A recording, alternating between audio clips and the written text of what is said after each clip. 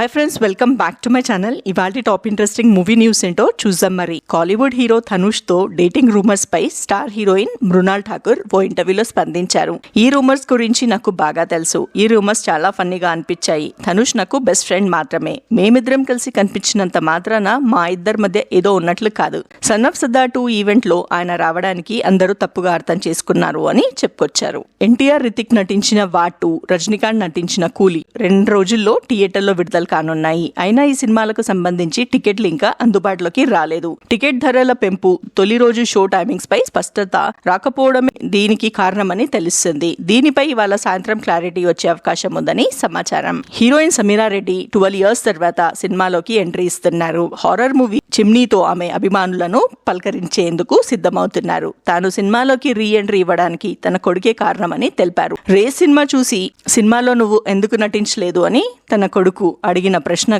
ఇండస్ట్రీలోకి తిరిగి వచ్చేలా చేసిందని పేర్కొన్నారు. ఆమె చివరిగా 2013లో సినిమాల్లో నటించారు.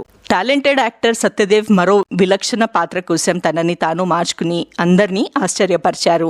వెంకటేష్ మహాతెరకెక్కిస్తున్న రావు బహదూర్ సినిమాలో టైటిల్ క్యారెక్టర్లో ఆయన నటిస్తున్నారు.